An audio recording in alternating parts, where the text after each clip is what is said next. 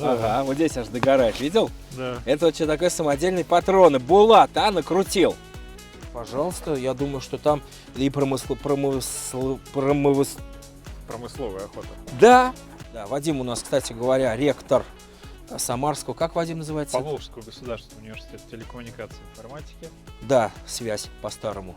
Ты у нас человек образованный. И вот давай-ка скажи мне, пожалуйста, на вопрос. Из чего комфортнее стрелять? Из этого или из этого? Как ты считаешь? Одинаковым патроном.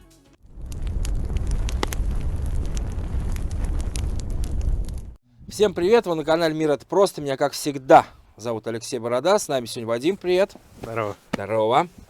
У нас сегодня видео будет простое. Я для новичков, сразу скажем. Я новичок. Да, то есть мужики, кто меня постоянно смотрит, ну, посмотрите, если интересно, может, что забыли уже, вспомните вместе с нами. Ну, а новичок тогда вообще внимательно все это смотри, коль ты там первый раз, например, мой канал включил. Расскажем, какие бывают гладкоствольные оружия, что разрешено, что не разрешено, чем они отличаются. Постреляет потом нас Вадим со всего, да? Да. Ну вот, как-то так. Короче, информационно-развлекательная передача. Пожалуйста, поехали.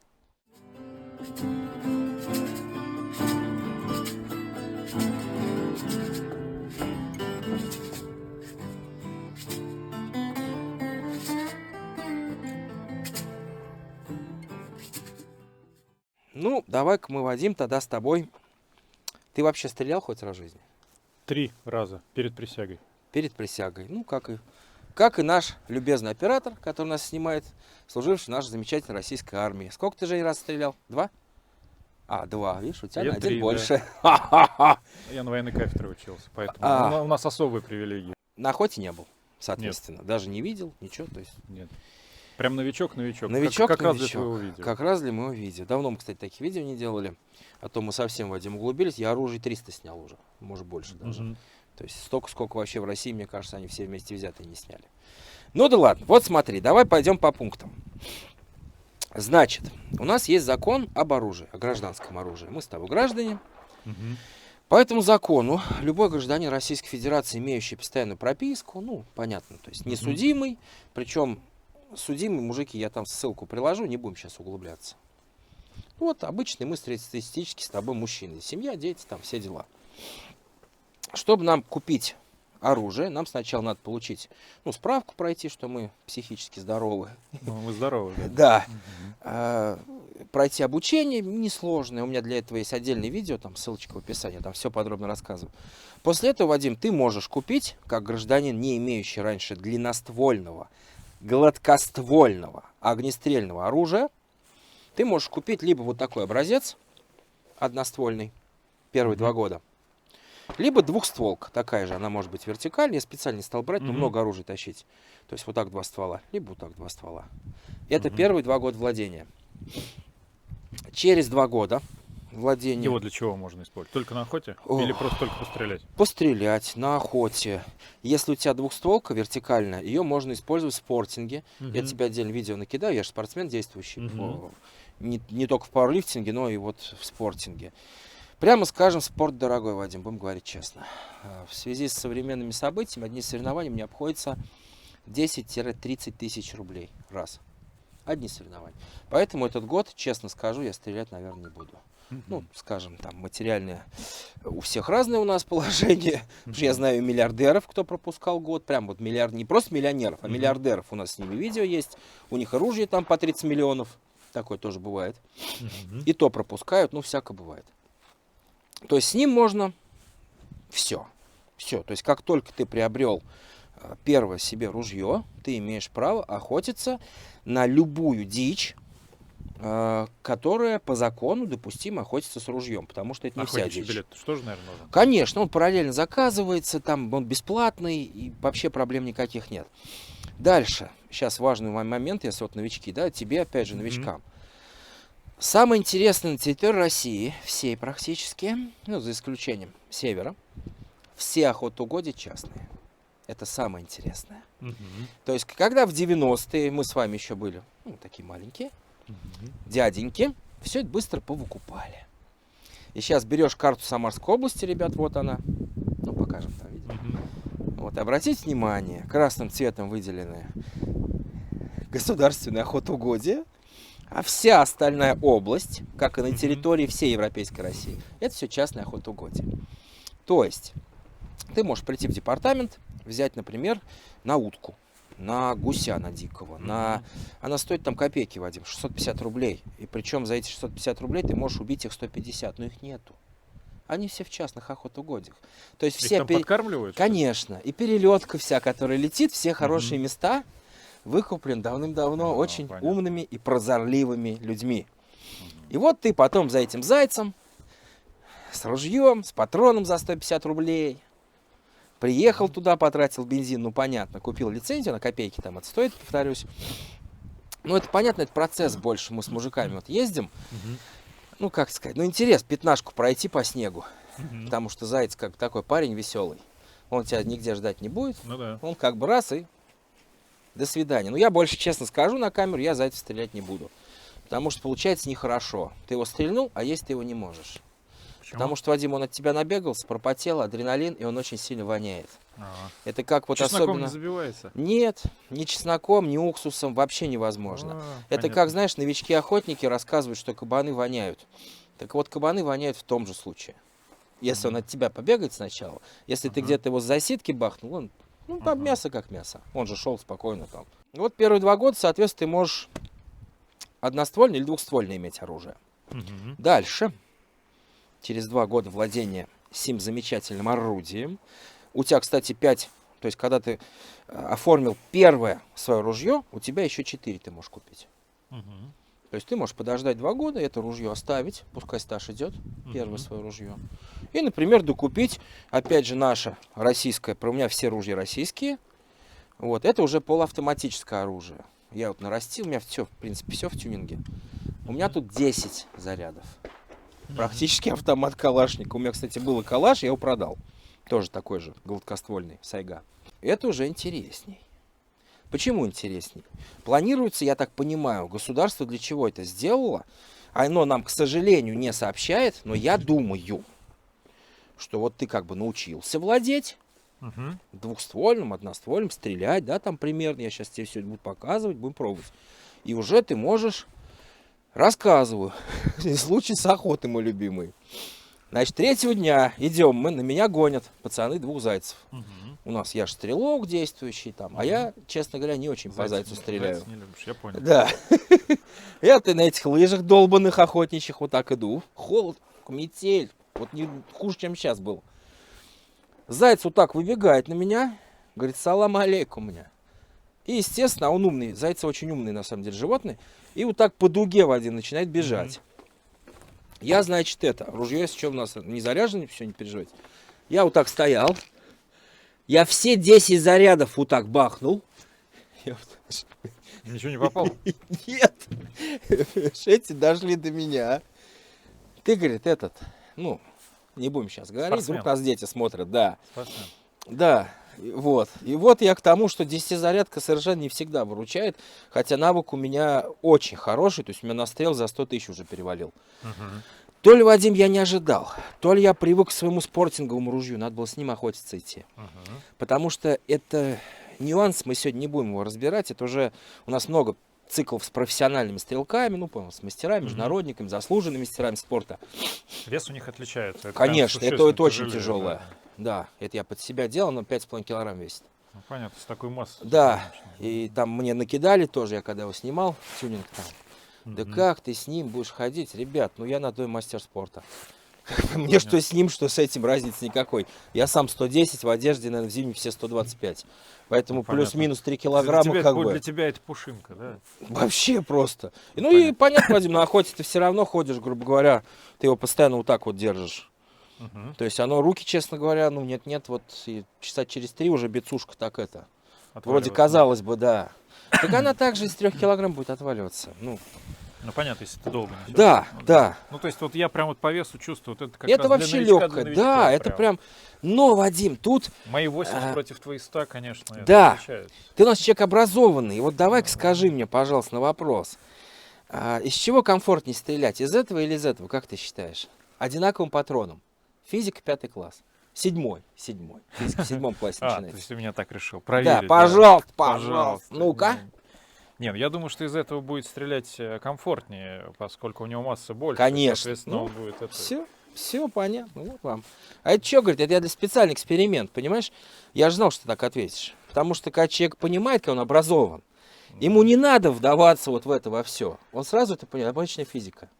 Да, это 5,5, Слушай, понятно. физика, она везде. Я вот как человек сейчас перешедший там с кикбоксинга на теннис, там тоже, понимаешь? Вот Да. можно взять легкую ракетку, а у нее тогда при ударе от мяча будет вибрация сильная. Мгм. И в принципе здесь тоже отдача же все равно есть. Да, а возьмешь конечно. более тяжелую ракетку, соответственно, у тебя в руке в локоть не отдает, уже вибрации Мгм. нет, и удар, соответственно, больше. Мгм. Вот. Но при этом ты физически гораздо больше устаешь, ну, во время игры. Мгм. Поэтому, условно, если с этим нужно бегать за зайцем, как ты сказал, да, то за этим уже за зайцем я бы так уже не побегал. Конечно, да. И вот мы, да, подошли к самому интересному, да, для чего, грубо говоря, человеку нужно ружье.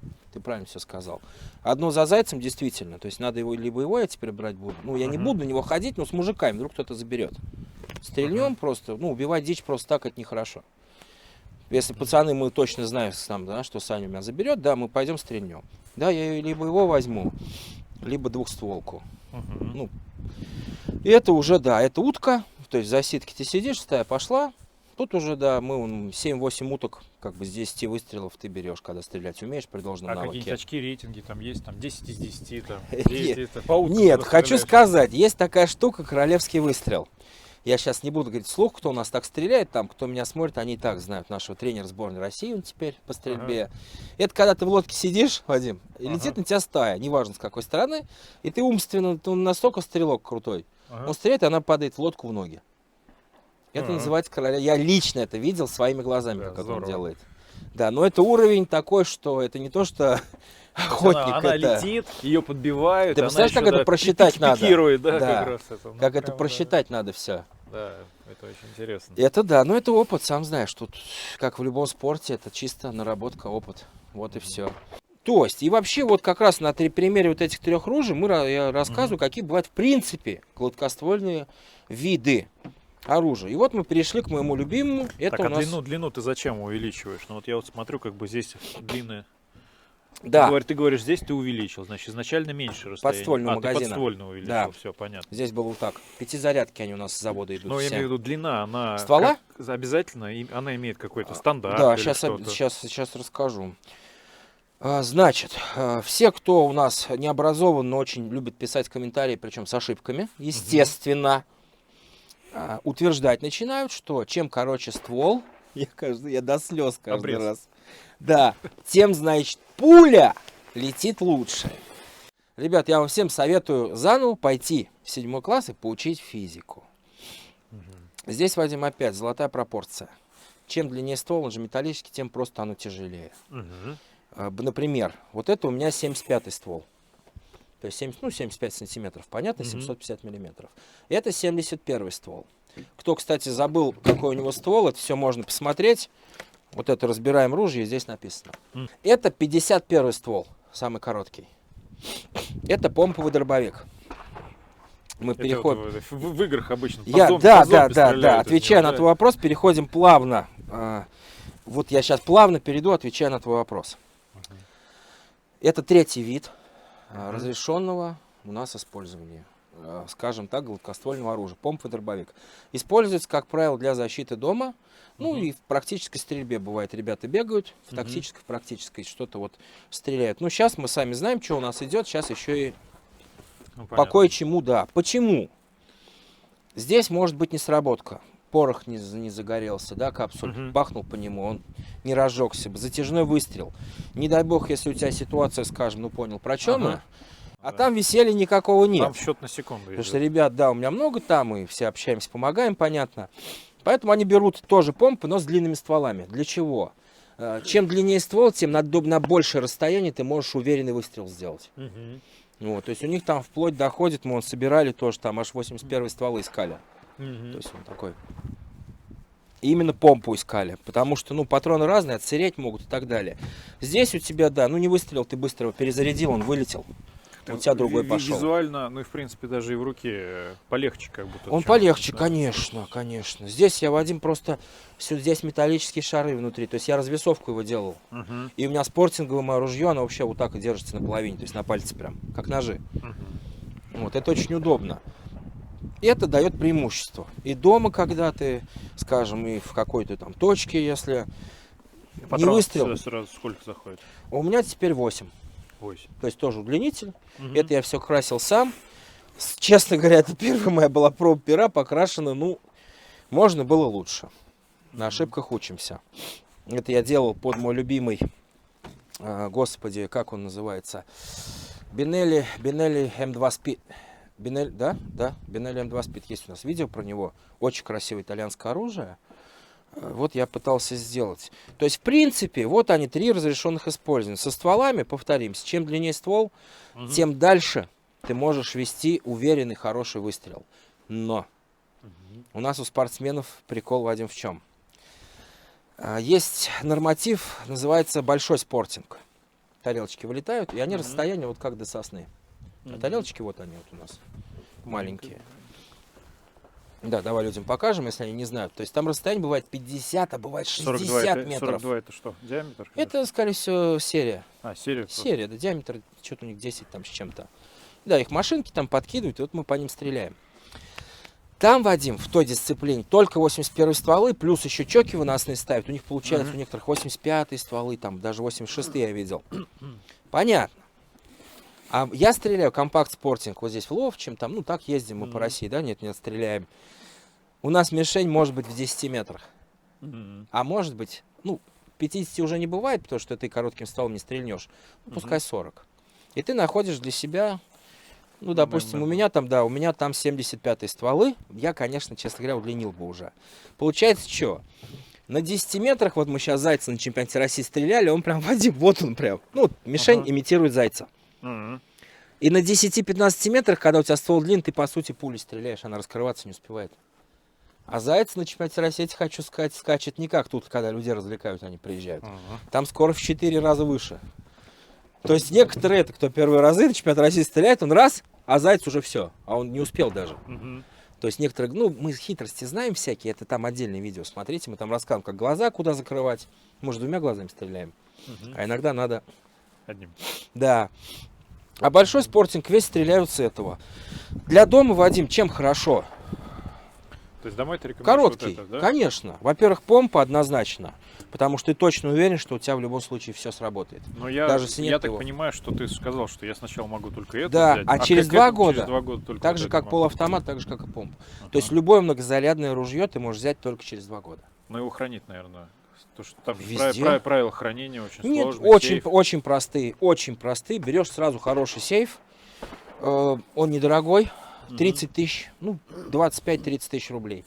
Бывает на 5, у меня на 5 сразу. Мгм. То есть он прям На приличный. 5 ружей, да? Да, он хороший, приличный. Там еще внутри ящик, чтобы боеприпасы, например, закрыть. У меня еще и травмат в нем лежит, там еще отдельный ящик закрывается на ключ. Мгм.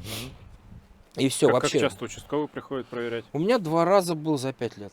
Раз за 5 лет. Да. А бывает, к некоторым вообще не приходит. Ну, к неблагополучным приходит часто. А Мгм. когда человек нормальный, они же там у них все равно характеристики. Да Ну, зачем понятно. уходить-то, Чё господи, ну проверять, зачем? да? Тем Мгм. более ружья никакой экспертизе фактически не подлежат. Если нарезное оружие, ну, на твоем языке, скажем, калаш, например, Мгм. да, чтобы ребята понимали, это нарезное оружие, сейчас расскажу различия. Оно оставляет на каждой пуле свой след. Мгм. Не как отпечатки, но. Мгм. Вот, например, есть в Самарской области, там, ну, да я не знаю сколько, условно рандомную цифру, 100 тысяч нарезов, например. И по этой вот остатке на пуле, если пулю найти, хотя она сминается, я не знаю, как они там пулю собрались находить. Ну, Она же не как у военных стальная, она свинцовая. Она мгм. при попадании сминается. Ну все же, предположим, что застряла она вот в каком-то там негодяе или еще ком-то. Мгм. Эксперт берет, и он из 100 тысяч уже по этим как бы отпечаткам может выбрать, например, 100 оружий. Мгм. И уже операм проще, понятно, сработать с людьми, смотрят, ну, понятно. понял, как они обычно это делают там. Мгм. Ага, кто где был, по времени, ну и все, и там остается 3 человека, из них уже извинились. там. Алиби, да, какое у Да. тебя алиби, да? И все, вот это для этого дело. Здесь ничего, такого нет, потому что патрон обычный сейчас, типа, ну вот они же. Мгм. У меня тут всегда 2 первые дробь, картечь, это большая дробь, Мгм. которая делает фарш из кабана и из кабана, из кого хочешь. А это пуля, которая отстреливает лосю голову вместе с рогами. А 50 как же грамм весит. есть-то потом, если все в картечи, либо это... Ой, спокойно. Или там пинцетом надо вытаскивать потом? Не, ты когда мясо разделываешь, там все становится понятно. Вадим, все-таки про замечательный, про дробовик. Мгм. У меня к нему короткая ручка есть, Мгм. такая прям деревянная все есть, вот это все снимается, то есть облегчаешь.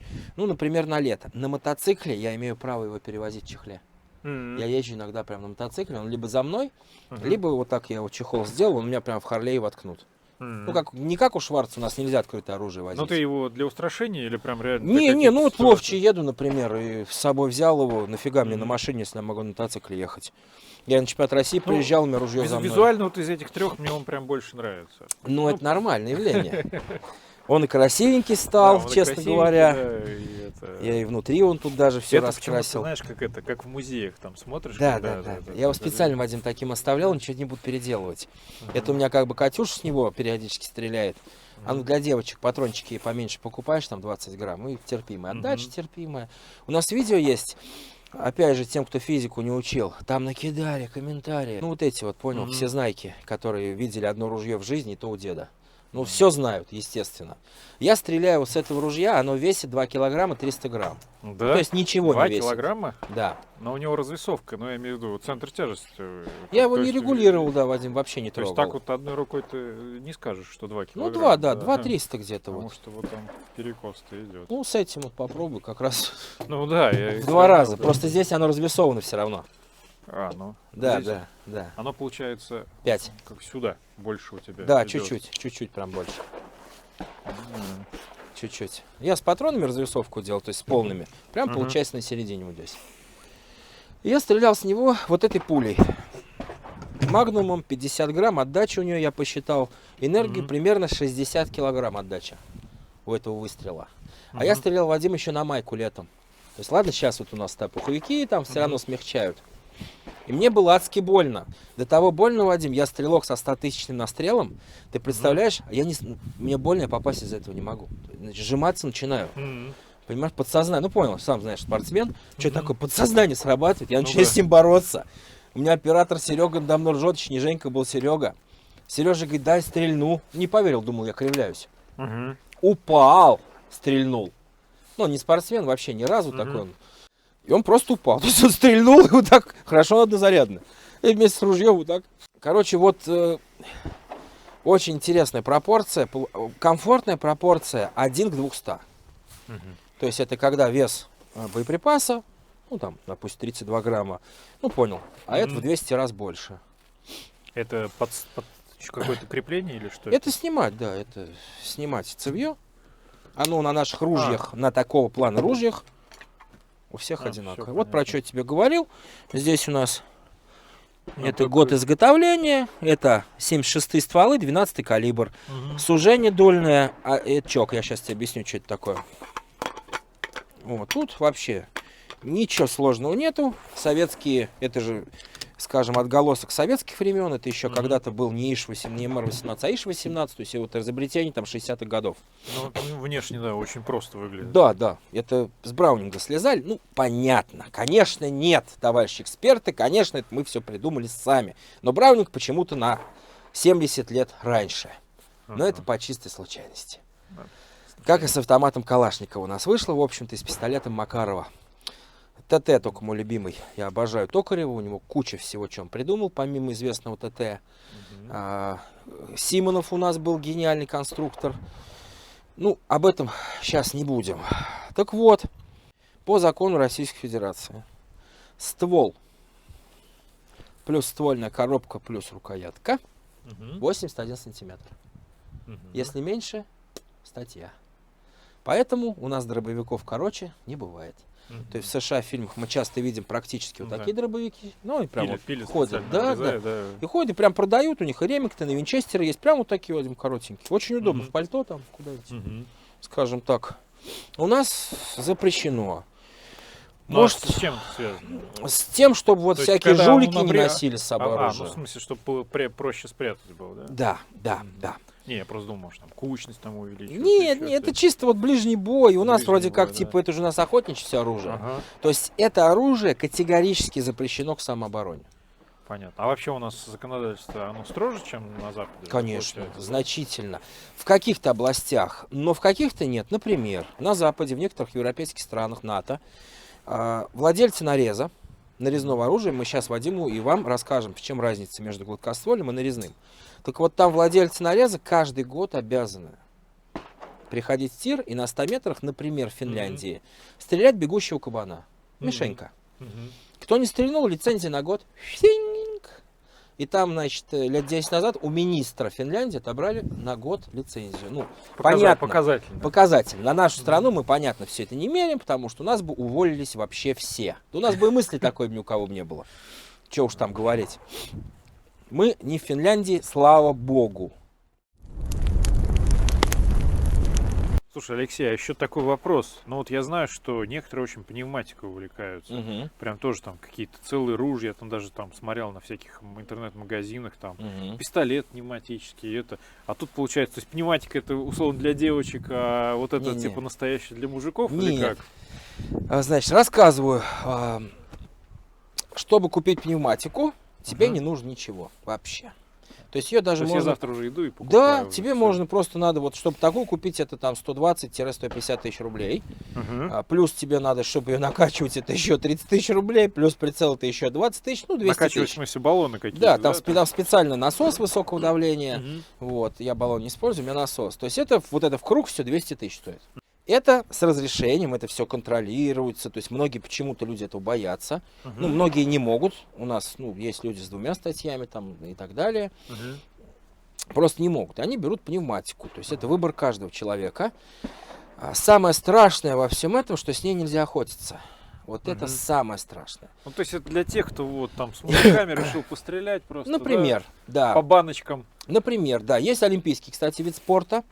Стреляют с пневматики. Они, правда, не так, немножко не так выглядит. У атамана, кстати. Это у нас атаман. Им привет передаю всем. Мгм. Ссылку на него оставлю. Посмотрите, у них есть новая линейка. Прямо наша олимпийская сборная с нее стреляет. Мгм. Есть пистолеты пневматические. Но все это как бы спорт, Вадим. То есть у Мгм. них и соревнования проводят А и в так биатлоне далее. из чего стреляют? Биатлон мелкашка 22 ЛР это нарезное оружие. Я сейчас То есть расскажу, что всё-таки это такое. нарезное. Да, это тоже нарезное оружие, но без пороха. Здесь Ага. тоже внутри нареза, на самом деле. Потому что... Тяжелое? Да, я его пневматическое? утяжелил, тут стабилизированное дерево, тут это вообще, это моя доработка такая вот прям. Поэтому, то есть, если тебя ловят в охотугодиях вот с такой штукой, Мгм. по-русски Мгм. говоря, вот, особенно если это частная охотугодие, особенно есть у нас тут в Новом Буяне замечательный человек, очень серьезный, я, к сожалению, с ним лично так и не успел познакомиться, надеюсь, еще познакомимся. У него там ребята прям не шутят. То есть они молодцы, у них поэтому и дичи, и убрано все, то есть они следят. Если, не дай бог, тебя там поймают, ну, пойдешь без трусов потом по лесу и без нее, до Мгм. своей машины. Вот и все. Имеют полное право, это их частное владение. Мгм. А ты к ним получаешь, ну, грубо говоря, ты их грабишь. Ну, что это такое? По-тихому, по-тихому. С пневматикой. Да, косульку или кабанчика. А тут дядьки вот такие, раз, потому что там камеры в лесу везде стоят. Мгм. И говорит, гражданин, а что это вы делаете? Ай-яй-яй, как нехорошо. Вот так вот. И идешь потом голенький по лесу к машине. Мгм. Я считаю, это абсолютно правильно. Другой момент, да, что, к сожалению, охотиться нам получается негде. Ну, на косулю по России цены, скажем, более-менее, Вадим. 15-20 тысяч где-то, где-то 25 есть, ну и косули бывают. Вот, то есть их берут вот Так, а либо шалуны. в тайге где-нибудь, если уехать? Там же нет частных угодий. Там, конечно, нету. Пожалуйста, я думаю, что там и Промысловая охота. Да, вот я про нее. Я думаю, что раньше они ходили все 22 ЛР, вот этот маленький патрончик, вот как ты сказал, Мгм. биатлонный. Теперь, я думаю, я не знаком с ними ни с кем, но мне кажется, вполне можно использовать. Мгм. Но там-то у тебя патроны с собой, не надо ничего накачивать никуда. Мгм. Ушел спокойно, маленькое какое-то, вон ТОС-8, ТОС-9, у нас замечательные советские ружья были, и они еще 100 лет прослужат. Ушел и бьешь сколько надо зверя. А тут 30 выстрелов и до свидания. Мгм. А Промысловому товарищу, да? Да, замерз. Замёрз. Ему куда? Ну, там, он бывает, там, они, пацаны рассказывали, кто в Сибири жил, говорит, по 60, по 70, там, этих белых, там, каких хренелок, там, еще кого-то. У нас пневматика бывает, Вадим, тоже ее можно зарегистрировать. Но там джоули, по-моему, от 7,5 до 25 джоулей, условно. И охотиться можно на 4 каких-то зверька, и они маленькие все. Ну, типа андатор. Я, мужики, врать не буду, закон приложу в описании. Я вот его прям читал. Ну, смех, короче, я читал, даже запоминать не стал. То есть ни на зайца, ни на утку ты с ней охотиться не можешь. И получается, по-русски говоря, если ты добропорядочный гражданин, то для тебя это просто игрушка. Либо на соревнованиях вот с мужиками, кто там. Так а смазывать их что-нибудь вообще надо? Да, Или чё да, вообще, да. вообще, как это все? Вот.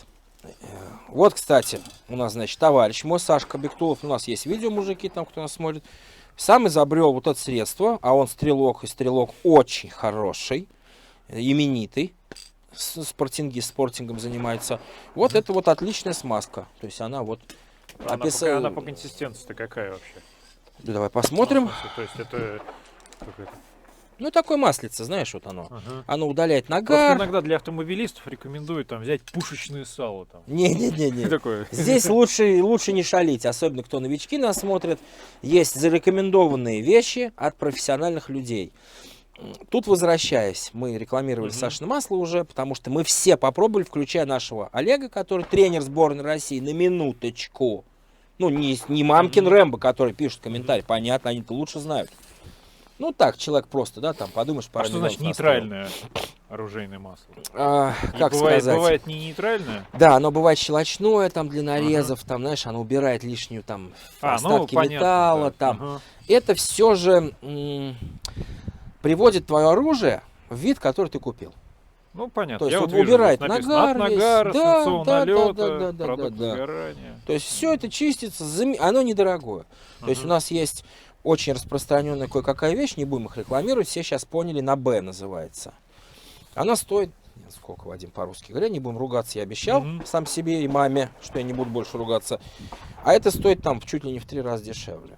То есть конкретно сейчас не говорю, кому надо, Сашке напишите, на него ссылки все будут в описании. Но уже могу сказать, так между нами, ну, купить реально каждый может. Тем более, если человек охотник, ты его 3 раза, там, 4 в год охотится, ему вот это на 10 лет. То есть, если ты спортингист, понятно, ты каждый раз там, я честно скажу, я вообще ружье не чищу. Меня Санек просил, когда он еще это все разрабатывал, мне дал опытные образцы, много этого состава, я просто в тазик взял прям. Вот так ружье ставил вертикально в тазик, отмачивал, потому что они несколько лет не чищены. Это моя личная политика. Я никого ни к чему не призываю, мы каждый выбирает сам. Я знаю лично олимпийского чемпиона по спортингу, по скиту, кто вообще ружье не чистит. И знаю противоположных людей, тоже чемпион, наш призер, правда, не чемпион, призер тоже олимпийский, который после каждого раза чистит. Я тебе честно скажу, я стрелок, я не чиститель. Мне не нравится. Просто из уважения к Саньку мне пришлось. Ну, в смысле, не чистишь ты почему? Ну, в смысле, а там... Я хорошим патроном, Вадим, пользуюсь. Ну, то есть от патрона, от конечно, патрона зависит. Конечно. То есть в России... Как это? От бензина, да, зависит, как конечно. У нас сейчас страна у нас молодая, я патриот, как и ты, но не успевает государство за всем развивающимся бизнесом все это отслеживать. То есть ты можешь купить патрон за 65 рублей, не за 6, ребята, за 65. Стрельнуть, в ствол смотришь, а у тебя не сгоревший порох, вот так по нему. И при этом ты можешь купить патрон за 55 рублей, стрельнуть, а у тебя идеально гладко все. И там стоит, что это все сертифицировано. Я не знаю как и кем. Может быть, сами они придумывают, ставят там, я не знаю. Вот, мы все знаем, какие патроны хорошие. Я их рекламировать принципиально не буду, потому что они на контакт не идут, но патроны у них очень хорошие. Пневматика, кстати говоря, вот мы дошли, сейчас завершаем, сейчас Вадим будет стрелять. Пневматика, дальше, давайте так. Про нарезное. Про нарезное. Да. Гладкоствольное оружие. Вот это все гладкоствольное. Первые 5 лет владения ты можешь купить только гладкоствольное оружие. Почему, Вадим? Критическая длина поражения боеприпасом, ну, если 300 метров, это вот такая пуля, и если стрелять вот так. То есть, если она тебе по голове упадет, 50 грамм мало не будет, понятно, пробьет голову. Но уже так ты не поразишь. Будем говорить общепринятые вещи. 75 метров. Это при твоем должном навыке. Все, кто считает не так, приезжайте в Ловчий, покажите, как надо. И мы тогда передумаем. Если я лично увижу, как человек со 100 метров, например, пулей с ружья может попасть хотя бы, мы не говорим там, да, вот так, вот так, вот так, в 50-ку. 50-ку. Но это не так. Нет, это, знаешь, если случайность. Поэтому мы обычно, кто умничает, всегда говорим 5 раз. 2 раза, сам знаешь, математическая бывает погрешность. Попади 5. Нет. К сожалению, даже у мастеров и международников это невозможно. Ну, давай, ладно, округлим 100 метров. А нарез... Сейчас пойдет математика и физика. У меня вот такие книги советские, когда еще люди понимали, о чем они пишут. Там и Симонов писал, и Токарев там написал часть. Обычная пуля наша, Вадим, автомат Калашникова, образца 47-го года, АКМ в простонародье. Патрон 39-й, придуман в 1943 году, на вооружении встал вместе с автоматом Калашникова, в принципе, уже практически там к 49-му. Это обычный советский, самый распространенный на земле патрон. 7,62 на 39. Гильза 39 длина. Диаметр, внимание, не пули 7,62, а нарезов внутренних. Не путайте эти две вещи, это немножко разные вещи. Обычный патрон летит на длину 3800 метров. Вот так. Это кто вдруг был не в курсе. Понятно, что... Ну, то есть за счет вот этого конечно, вращения, вращается примерно, вот в АКМе вращение 10 тысяч оборотов в секунду вокруг своей оси он делает. Вот. Он режет воздух. За счет этого сохраняет очень, ну понятно, да, на пулю действует несколько там физических величин. Это сопротивление воздуха, притяжение земли и обратная тяга. То есть... Так, но по истории я помню, что сначала вот как раз гладкоствольные-то и были. Конечно. Да, потом уже С 15 века начиная, начали появляться такие или иные там мушкеты и все так далее. К нарезу мы уже пришли, в принципе, в 19 веке. Это, естественно, США. Понятное дело, там это все распространено, Дикий Запад наш любимый, стрелки профессиональные, была такая профессия, да, которая нанималась, и вот они там охраняли или наоборот нападали, как сейчас. Выбор каждого, чем заниматься, потому что все спортсмены бывают по обе стороны закона.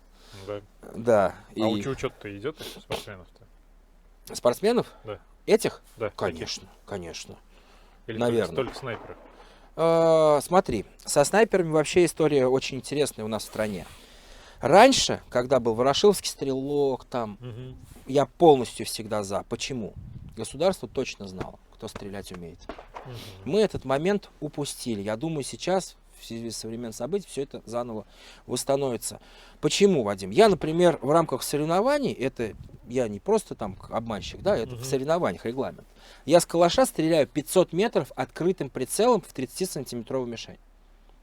Это я. По теперешним меркам у нас это что-то неимоверное. Я не считаю, что это что-то неимоверное, сразу скажу. Раньше бы я был хороший средний стрелок-снайпер. Средней руки. Никакой там не элита. У нас чингизиты вот эти, которые там немцев стреляли, они с Мосиных стреляли 1,5 километра. Ну, ты понял, это навык. Ты либо можешь, либо нет. И поэтому рассказывать, что ты там чемпион мира по кикбоксингу, да, когда ты это подтвердить не можешь. Вот, у нас есть официальное подтверждение регламента соревнований. Все. А в Мосинке, Вадим, там патрон больше. Он 903 года образца. Там 7,62 на 54 гильза. То есть она летит 4200. Да. И пуля летит не, как сказать, не вот по такой дуге, а пуля летит вот так. Мы не все это понимаем, как бы, что там не такая неправильная кривая, скажем так, получается. Она резко загибается, когда сила у нее, тяжести, скажем так, над ней. Вот, поэтому нарез дают только через 5 лет. Но упущение нашего государства в том, что пользовался ты или нет, вот у меня 100-тысячный настрел, а у кого-то оно в сейфе пролежало 5 лет. И мы одинаково получим нарезное оружие. Ну, то есть я считаю, квалификация не да, подтверждается, я считаю это несправедливо. Вот честно скажу, мужики, я понимаю, что нас с вами немного, но я считаю, что это несправедливо. Просто несправедливо. То есть я считаю, что можно было там, допустим, кто выступающий спортсмен, там через 2 года сделать, там, через 2,5 года сделать. Ну, как-то это странно. То есть мы никак это не отслеживаем все, но вот получаем мы разрешение все одинаково. То, что через 5 лет дают обычным людям, в принципе, охотникам, я с этим согласен. Ты поохотишься, поймешь, надо тебе, не надо. Давай про технику безопасности, может, еще поговорим. Да, техника безопасности очень простая. Что на охоте, что значит, в любом тире, они во всем мире одинаковые. Первый момент. К любому оружию я отношусь как к заряженному. То есть вот сейчас ты взял оружие, оно смотрит либо вверх, либо вниз, но в идеале только туда, куда я хочу стрелять. Вот так звучит правило. То есть я оружие направляю только туда, куда хочу сделать выстрел. Второе правило, очень важное. Палец на спусковой крючок, а это называется не курок, а спусковой крючок, мы кладем только перед моментом выстрела. Да. Это второе очень важное правило. Третье правило. Ты всегда должен быть уверен, зная, что перед мишенью и что за мишенью. Потому что особенно на охоте, в лесу, сказал, что пуля от калаша, да, летит километр с лишним точно. То есть по лесу она надежно километр летит. Понятно, что она 3 километра вообще пролетит. Но надежно километр прям... И убить человека на расстоянии в километр, ты даже, может, об этом не узнаешь никогда. Ну, мало ли, да, там другие кто-то зашел, там егерь какой-то шел, не знаю, там. Ну, короче, человек просто зашел в лес, вот, что-то грибы собрать. Вот такие правила. А разве там, где эти угодья, там люди-то простые ходят? Ходят. Грибы А собирают? кто бабушке с дедушкой запретит-то, Вадим? Ну, они откуда знают? Я же повторю, все леса это угодья, по сути. Ну, кто им запретит-то?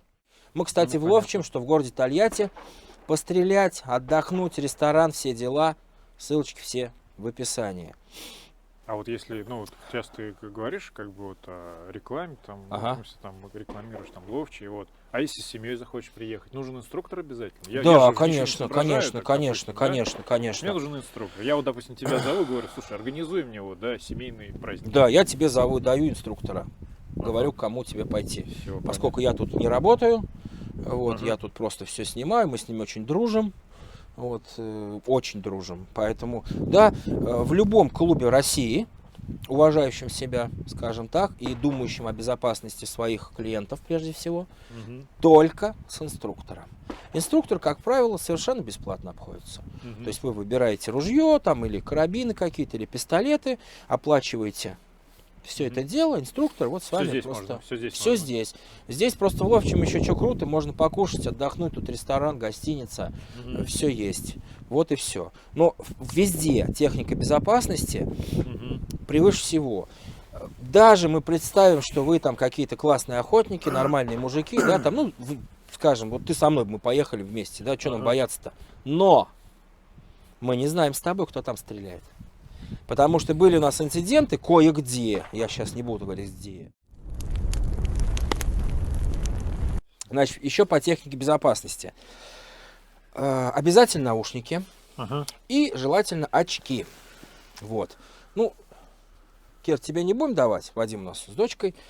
Почему не будем давать? Потому что стреляем в одну сторону, и мы точно знаем, что оттуда никто по нам стрелять не будет. Потому что там просто нет ничего. То есть, если бы мы сейчас стреляли туда, откуда могут по нам, мы бы все одевали очки. Потому что, вот, возвращаясь к Саньку Бектулову, хозяину вот этого всего дела, они с нашим дорогим Олегом были на охоте, как раз когда утки падали. А там охотнички. Ну, естественно, такие, которые 2 раза в жизни были. И давай по камышам лупасить. Показалось, что там утка им. А на охоте категорически этого делать нельзя. Ты можешь стрелять 23 градуса, не меньше. Ну, для того, чтобы дробь, если что уж. Ну, и у Санька вот сюда прям зашла дробинка, и он ее вот так вот сидел, выковыривал вот так. Из глаза вытащил. А очки, они какие-то сверхзащищенные? Нет, нет, совершенно обычные, потому что дробинку выдерживает совершенно любой пластик. Вот и все. Понятно. Очки, наушники, повторюсь. Если на наушники с непривычки, можно потом музыку слушать. Это будет очень грустно. Как вот телевизор так, когда, ну, вот выключен. Ну, то есть хорошо будет. Профилактика понятно, оборудования, короче, потом будет. Так, бери. Все, открыто у нас. Пойдемте сейчас чуть выйдем. Да. Сейчас мы. То есть, как бы, какое бы мы ружье ни брали, Вадим, мы всегда, вот с этой стороны, смотри, мы всегда вкладываемся вот так. Потому что его может подкинуть. Вот. Сейчас будет выстрел, никто не пугайтесь. 1, 2, 3. Вот. То есть всегда щека здесь, потому что может быть подброс и ударить может. Здесь у нас, кстати, эжектора нет, пули не вылетают, вернее, гильзы отстрелянные. Какая-то пахнет петардой. Порохом, да. Так, На, держи. закрываем. Подожди, предохранитель тебе поставил. Закрываем всегда в сторону, куда будем стрелять. Все, да? Вложись сначала, потом уберешь. Ага. Хорошенько вложись. Ну, вон, видишь, железки. Так, предохранитель-то я снимаю. Можешь убирать, да. Как стрелять соберешься, уже, да, стреляй. Ну, Не, патрон не это 28 грамм, это ожидал больше. Ну, в смысле, детские отдачи. шалости. Да. А, он не вылетает. Да. Вот. Вот. Сейчас прям хорошо отдача. будет. Хорошо? Да. О, Но терпимо. Но терпимо. Понятно. Да. Так. А сейчас мы тебе дадим чуть-чуть побольше отдачу. Держи. Сейчас В смысле, я от тебе... патрона за? Или ты Патрон, имеешь да, в виду- патрон чуть-чуть побольше. Так, ну А допустим. ствол-то прям грязный, кто что-то говорил. Да. Это плохой, потому что был патрон. Плохой патрон? Да. Вот сейчас будет чуть побольше. Это картечь. Ага. Что-то... Да не, ну не прямо Оператор смеется надо мной. Что-то картечь. Я так понимаю, сейчас будет совсем, да? Что-то Да есть. не, это же не магнум, нет. Совсем не будет. Ага, это Ага. нормально. Ох! Чуть-чуть, да? Ну, понятно. Хорошо. Вот. А так говорю, над которой мы угорали, когда мы оператор, примерно в 3 раза сильнее отдача. То есть ее, ну, не можешь, Вадим, физически, хотя мы с тобой спортсмены, ее физически ты не можешь просто держать, у тебя мозг отказывается где стрелять. Мгм. Он говорит, не, мы, наверное, пойдем там. А плавание по мишени-то как попадать? Это же такая бух сразу уходит наверх-то. Ну, Уводит. годы тренировок, тысячи сожженных патронов. Сейчас И- я же даже не понимаю, куда он стреляет. И мы стреляем всегда 2 глазами открытыми. Это Мгм. самая прикольная тема. Теперь переворачивай. Засунем еще 2 патрона. Еще. То Бери. есть один нужно оттуда.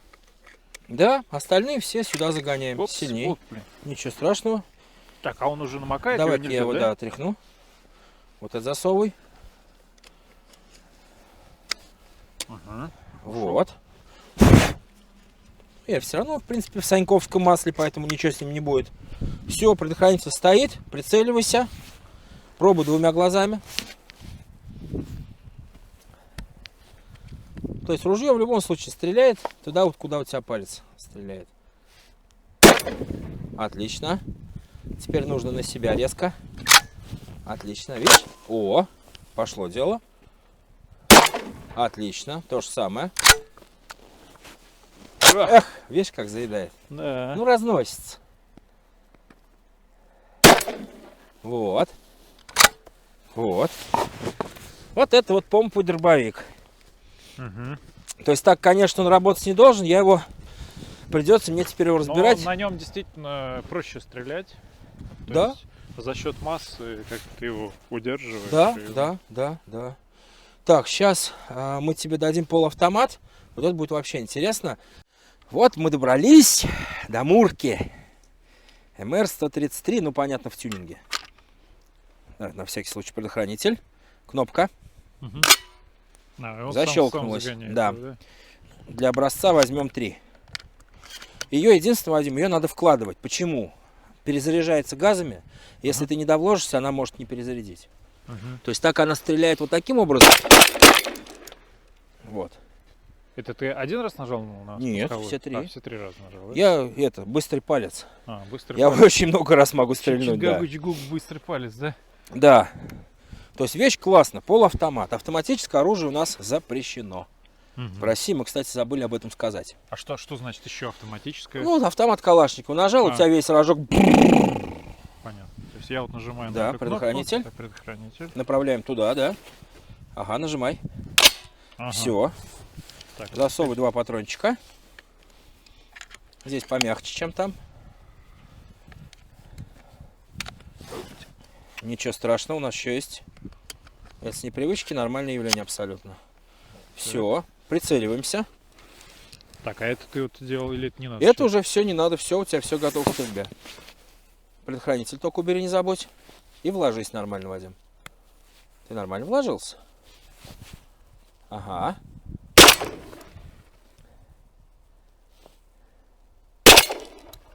Аж огонек выходит. Да, Ага, вот здесь аж догорает, видел? да. Это вот что такое самодельные патроны. Булат, накрутил.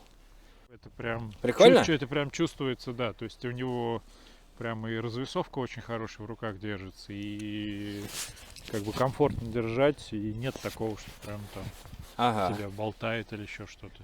Ну, Ну и огонек, конечно, классный. то есть смотри, мы руки как держим, не знаю, ты на внимание обратил, с той стороны был. Обрати внимание, Вадим, стреляющую руку я держу не вот так, как всякие там новички и охотники, а вот так, по-снайперски. Рефлекс. Все так пальцы, да? Да. Почему? Когда ты так держишь, обрати внимание, Ну, хватает по Да. другой. спокойно палец ходит. Ну, вот снайперское движение, это вообще, подожди, я сейчас тебе взведу. Отдельная история. Это можно, я могу про это долго разговаривать, как стрелять надо. Куда? Он прям через эту стреляет, если что. Через вот эту вот решеточку. Да, почувствуй себя снайпером. Это, это очень дорогая, очень хорошая пневматическая винтовка. И прицел очень хороший, арконовский. Я ее пристрелял, да, она сейчас действительно хорошо стреляет. Можешь еще? Вот, Ее заряжаешь. каждый раз заводить, да? надо? Да, она не полуавтоматическая. Она прям как настоящая снайперская. Так, а там внутри, ну я просто никогда в это не смотрел, гуляет этот прицел или что? То есть, все понятно, ну, совмещается просто. Да. Тут проблема, знаешь, какая, Вадим, была, что все-таки это пневматика, и она, понятно, не рассчитана под такой прицел хороший. Расстояние очень большое. Ага. Вот центр этого и центр ствола 8 сантиметров. И она у меня в ноль, обрати внимание, она все равно высит. Ничего уже не сделаешь. Ага. Ну Ну, я знаешь- вот прям сейчас спокойно попал в эту. Да, да, так я ее пристрелял. То есть она прям. Да, Мгм. вон попадаешь прям, да. Так, ну вот, что, постреляли, Вадим, как Да. у тебя ощущения? Слушай, ну очень интересное ощущение, неожиданно, да. Я, конечно, боялся немножко. Ну, это вот, нормально. Но вот хочу сказать, что понимаешь и разницу вот в ружьях, да, то есть ты мне прям все подряд это разные показал. Вот. Ну и, конечно, ощущение очень интересное. Вот.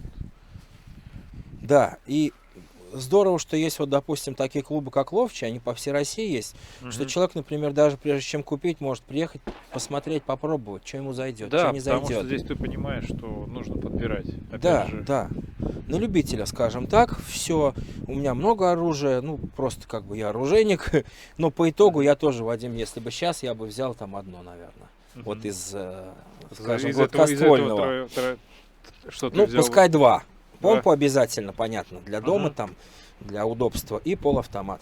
Да, полуавтомат мне очень понравился.